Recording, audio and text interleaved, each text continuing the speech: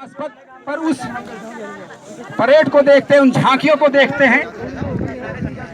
आज पहली बार हुआ कि हम अपने घरों से इतने दूर आए हैं, यहाँ झंडा फहराने आए हैं, यहाँ उस गणतंत्र की रक्षा करने आए हैं। उम्र के साथ साथ ये जरूर हुआ था कि जब हमने देखा था ये गणतंत्र वो नहीं है जो किताबों में पढ़ाया जाता है, ये गणतंत्र वो नहीं है जो दिल्ली के राजपथ पर होता है, ये गणतंत्र गांव में होता है। ये धीरे धीरे बात हमारे समझ में आई और पिछले 35-40 साल की सामाजिक जिंदगी में, राजनीतिक जिंदगी में, आंदोलनों की जिंदगी जब बहुत नजदीक से चीजों को देखा तो देखा इस गणतंत्र में गण अलग होता है और तंत्र अलग होता है। तंत्र वो हैं बेचारे जो हमारे ये खाकी वर्दी में ये लोग हैं, या ये एक बंद गले के कोट पहने हुए कोई अधिकारी साहब हैं जिनको उत्तराखंड की कोई समझ नहीं है। इन बेचारों को समझ होगी। कोई वालदिया जी दिखाई दे रहे थे, ये शशि प्रभा जी को देख रहा हूं मैं यहाँ बगल में। ये लोग इस गणतंत्र को चलाते हैं, गण को किनारे करके, और जो तंत्र बन जाता है वो बन जाता है माफियाओं का, वो तंत्र बन जाता है राजनीतिक पार्टियों का, वो तंत्र बन जाता है भ्रष्ट अधिकारियों का।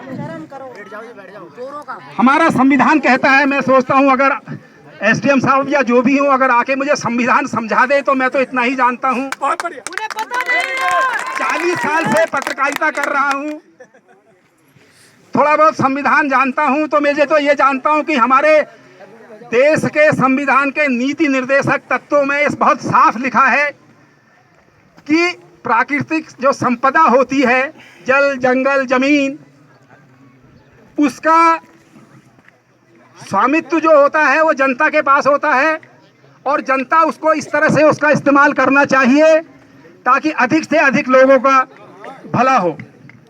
ये लोग संविधान की सरासर अवहेलना करते हैं। जो संविधान आज से 66 साल पहले इस देश में लागू हुआ था उसकी सरासर ये लोग अवहेलना करते।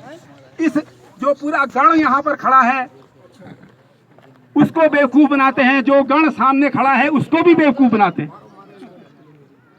इस घटना के बारे में मैं नहीं ज्यादा विस्तार से नहीं कहना चाहता हूं, आप सभी लोग जानते हैं। मैं ये पूछना चाहता हूं कि अगर ये जमीन अगर दी गई तो क्यों दी गई? संविधान का तो आपने खात्मा कर ही दिया, नीति नियम तो आपने खत्म कर ही दिए, क्यों आपने ये जमीन दी? अगर शिक्षा के लिए बहुत ज्यादा चिंतित हमारी सरकार है, हमारे हरीश रावत जी हैं, तो आज हमारे स्कूलों की हालत ऐसी क्यों है? हमारी शिक्षा व्यवस्था क्यों है?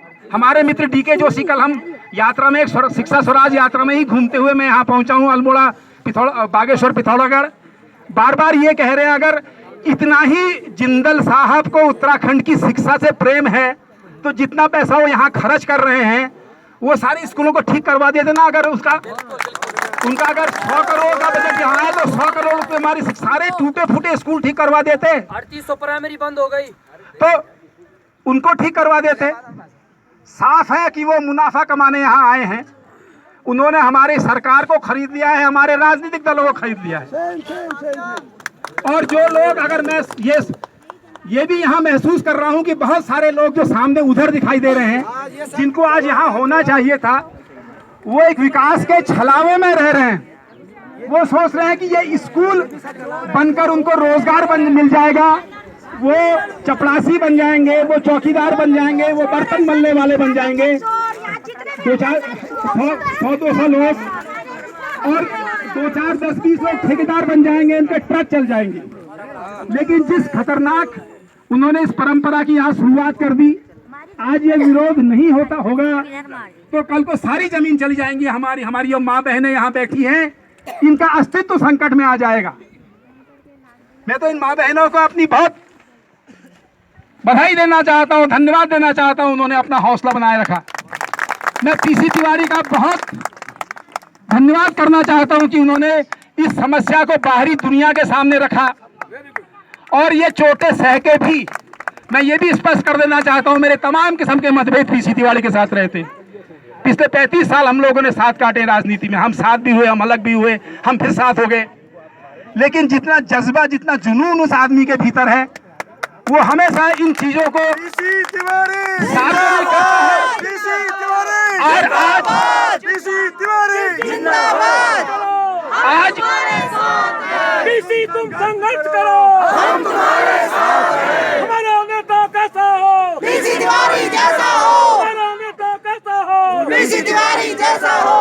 आज अपने शरीर पर चोटें खा के भी, इस 60 साल की उम्र में भी, एक बहुत ही अन्यायपूर्ण मुकदमा झेलते हुए भी उसने आज इतने लोगों को यहाँ इकट्ठा किया। मुझे ये भ्रम था कि उत्तराखंड की जनता में प्रतिरोध की परंपरा खत्म हो गई है। हमारे साथ की जो पीढ़ी जा रही है, कुछ लोग ये दुनिया ही छोड़कर जाने लगे हैं, जो अभी हैं वो भी हताशा में जीने लगे हैं, कोने कोने में जाने लगे हैं। नए लोगों में मुझे लगता था कि अराजनीतिक हो गए हैं, कोई जज्बा नहीं रहा संघर्ष का, कि वो जो मसाल थी वो बुझने लगी है, जो धारा है वो सूखने लगी है।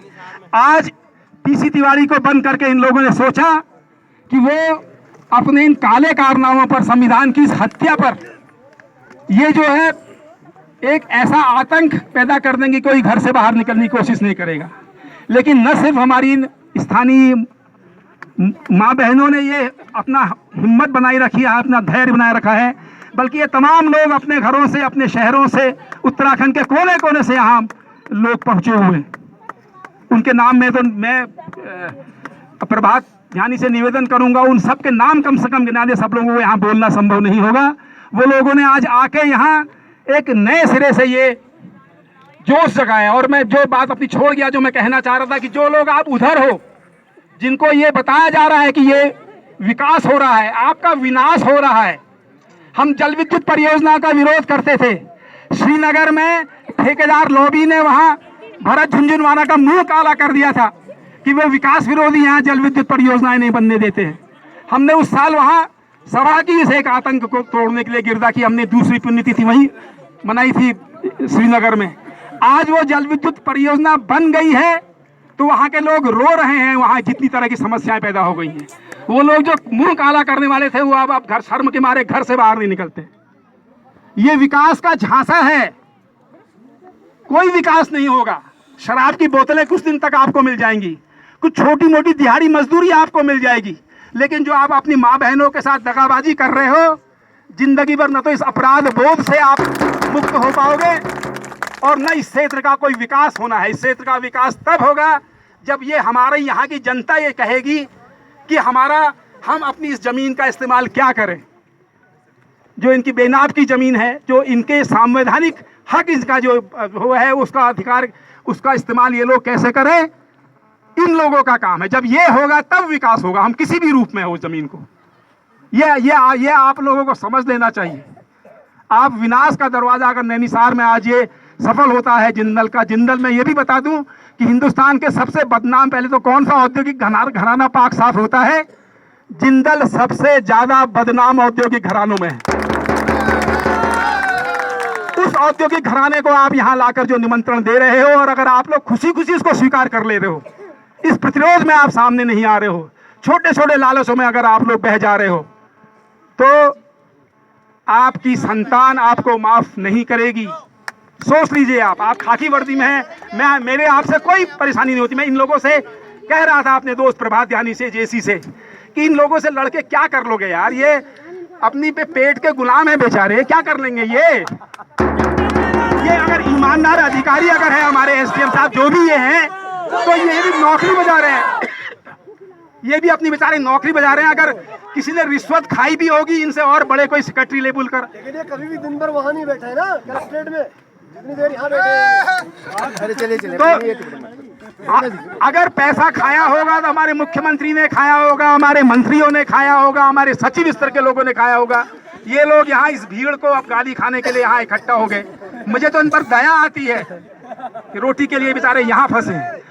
तो मैं फिर एक बार इस कार्यक्रम को मैं सोचता हूँ कि बहुत लंबा प्रभात से निवेदन करता हूँ, नहीं खींचना चाहिए, जो अपना कार्यक्रम है कार्यक्रम कीजिए, लेकिन उन तमाम लोग साथियों के नाम जरूर बताइए। यहाँ हमारी वहाँ रुद्रप्रयाग से आई सुशीला भंडारी जैसी महिला, त्रिपन सिंह चौहान जो हमारे यहाँ टिहरी गढ़वाल से आए हैं, दिल्ली के तमाम लोग, उन सारे लोगों के नाम बताइए कम से कम।